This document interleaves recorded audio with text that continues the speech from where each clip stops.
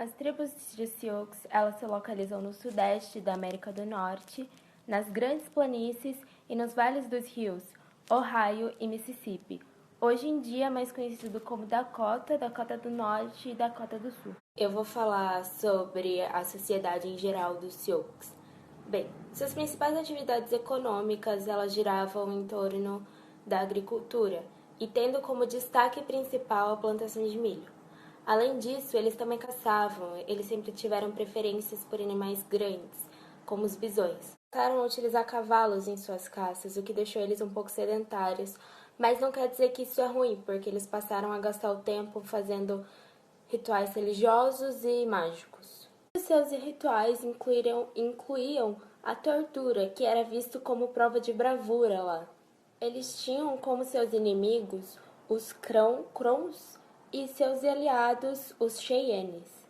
Além de serem os mais brutos na resistência contra os intentos de extermínio. A civilização dos Sioux ela é bastante diversificada e dentro delas existem subdivisões. 3.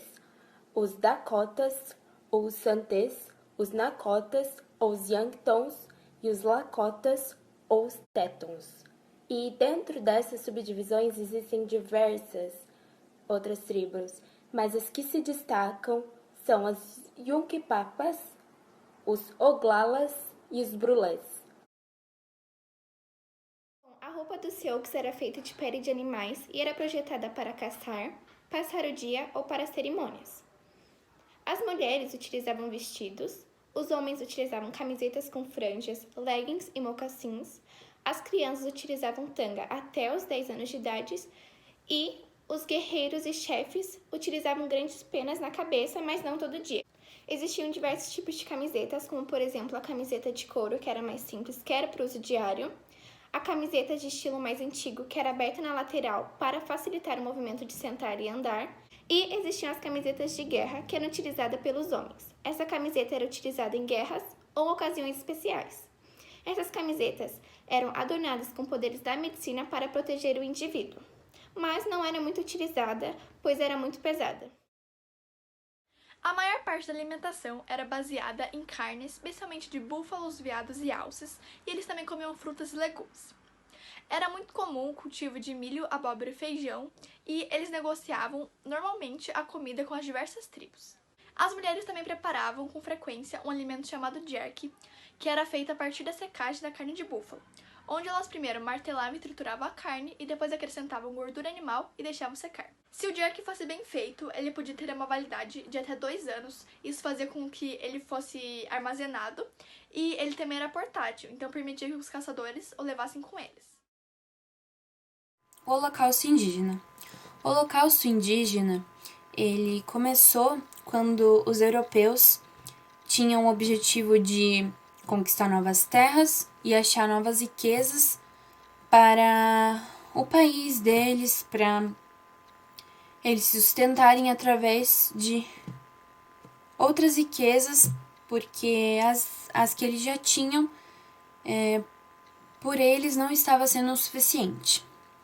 Então foi assim que eles então acharam a parte da América e foi dividida entre os portugueses e os espanhóis.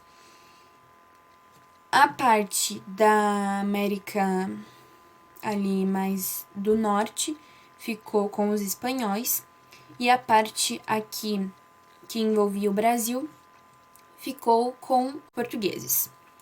Bom, basicamente, o meio para obtenção desses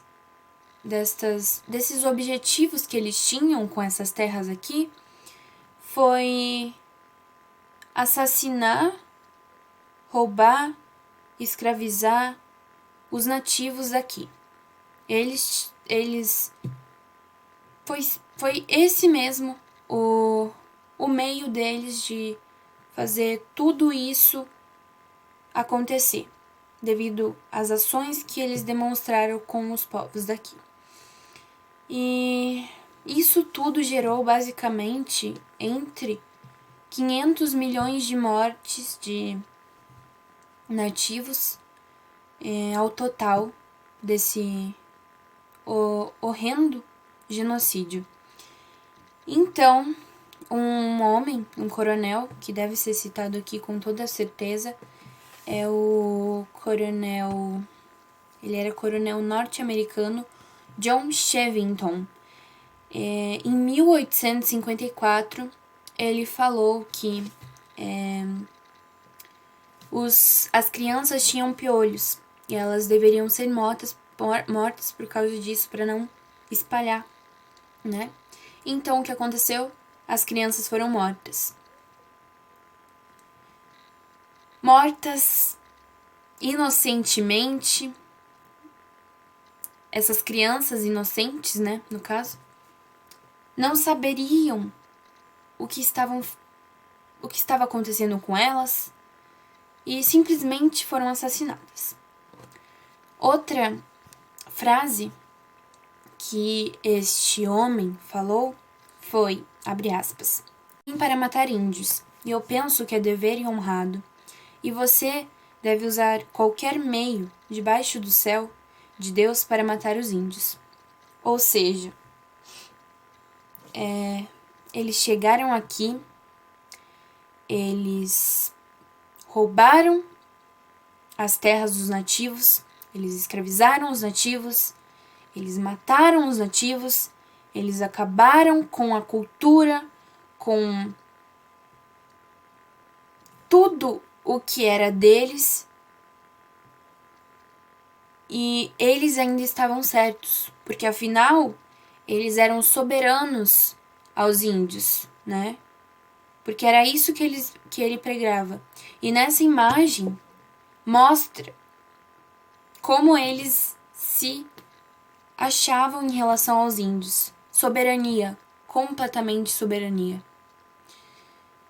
E essa cultura, essa colonização por parte deles, dá pra ver que ficou até hoje. Porque dia 27 de janeiro se comemora a independência lá, a homenagem aos mortos no Holocausto. Só que em nenhum momento o Holocausto indígena, o próprio povo nativo da região lá dos Estados Unidos, enfim, não é nomeado em algum momento. Ou seja, os indígenas que fazem parte daquela região não são em nenhum momento citados. Então, foi uma boa colonização por parte dos europeus em relação a isso. Dá para se dizer que eles tiveram um bom trabalho. Atualmente vivem em reservas e os que não vivem em reservas são basicamente levam a vida normal de qualquer outra pessoa, mas os que vivem em reservas, eles geralmente costumam praticar ainda algumas culturas deles, as que eles, mas não completamente como era antes, e eles recebem auxílio do governo, não tem uma boa estabilidade em relação a isso. Até em um documentário que eu assisti sobre uma pessoa, uma menina, eles sentem orgulho de falar que eles tentam pelo menos relembrar da cultura deles. Eles tentam pelo menos fazer algo que foi tirado deles há um tempo e que até os dias de hoje ainda constantemente uma opressão, um preconceito contra eles. Mas não é nada igual ao que era antigamente, com toda certeza. E eles tentam sobreviver da maneira deles. E eu acho que esse povo, ele deve ele deve muito reconhecimento. A gente, como povo descendente, deve muito a eles, deve muito reconhecimento e, enfim. Uns filmes que foram inventados agora, mais ou menos em meados desses séculos aqui, sobre essas histórias. Pode-se citar Pocahontas, que mostra uma indígena tendo relações, né, se casando com digamos, europeu, e para obter paz ali. Só que a história real, a Pocahontas, ela existiu, só que a história real dela é que ela foi... ela se casou com um europeu, realmente. Ela era uma indígena e se casou com um europeu. Só que ela foi escravizada sexualmente por esse homem. E também que representa muito bem essa relação com os povos indígenas, diz que é o Avatar. Do filme Os Azuis, que para eles eram selvagens na relação do filme, representam os indígenas, e os humanos, né, o jeito que eles representaram, eles eram basicamente os humanos, e dá para se ver como o humano quer caçar, quer ver. A representação do filme é muito boa. Dá pra ver como o humano ele quer caçar o índio, como ele fez com o índio realmente quando eles chegaram aqui. E basicamente o índio ele se defende, digamos, ali no filme. Ele tenta sobreviver, ele tenta de qualquer maneira continuar mantendo ali o seu povo a salvo. Só que a repreensão dos europeus, que basicamente são os homens ali, continua sempre. E, por último, um outro filme também, que representa muito bem essa parte, é o Irmão Urso, né?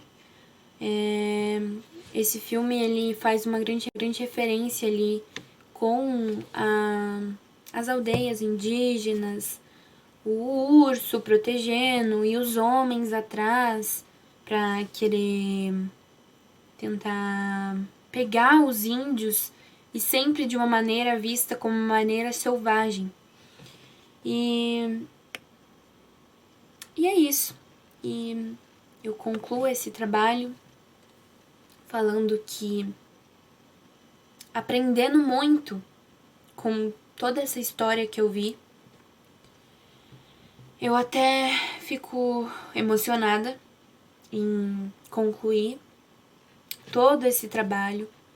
Eu fico contente de saber como o povo que faz parte da minha cultura, eles enfrentaram de qualquer maneira, que eles vivem até hoje tentando enfrentar sempre, ou que seja o governo ou os europeus, mas sempre se superando. E eu vejo que eu devo levar isso com toda certeza para minha vida, uma história de vida de um povo que sofreu muito, de um povo que era inocente, que não conhecia e que foi basicamente manipulado por pessoas, porque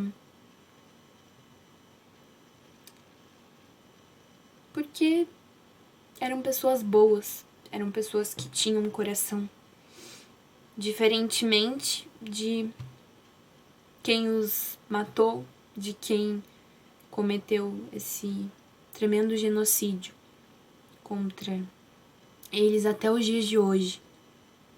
Até os dias de hoje eles sofrem. E é isso. Esse povo tinha sim um tipo de crença religiosa, mas eles não se organizavam a fim de representar uma única religião. Eles tinham fé em um ser superior, que denominavam Grande Espírito, e para esse povo nativo nada era mais sagrado que a natureza e a terra. Faziam cerimônias e rituais espirituais, sendo um dos mais importantes a Dança do Sol, que era uma cerimônia que tinha o objetivo de entrar em contato direto com os seres do mundo espiritual. A Dança do Sol tem algumas características como a dança, canto e percussão, experiência de visões, jejum e, em alguns casos, a autotortura. Pode durar entre 4 a 8 dias, iniciando no pôr do sol do último dia de preparação e terminando no pôr do sol do último dia. Essa dança mostrou a continuidade entre vida e morte. Além da Touro Bravo e Nuvem Azul, conta que Touro Bravo, que era um jovem guerreiro, e Nuvem Azul, que era filha do cacique, iam se casar e foram até uma tenda de um velho feiticeiro para falar que eles queriam algum feitiço para que fizesse que o amor deles durasse para sempre. Feito isso, o velho feiticeiro falou para eles pegarem uma ave. Cada um ia pegar uma ave de um tipo diferente. Um ia pegar uma águia e um ia pegar um falcão, usando somente as mãos e uma rede. Quando eles conseguiram fazer isso, eles levaram as aves até lá. Então, o feiticeiro falou que eles deveriam amarrá-las pelos pés e deixá-las lá para elas tentarem voar.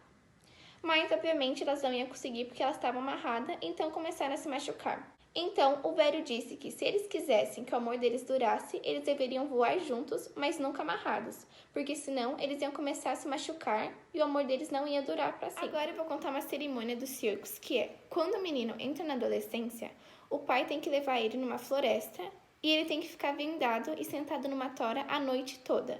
Então, ele não pode tirar a venda até que amanheça.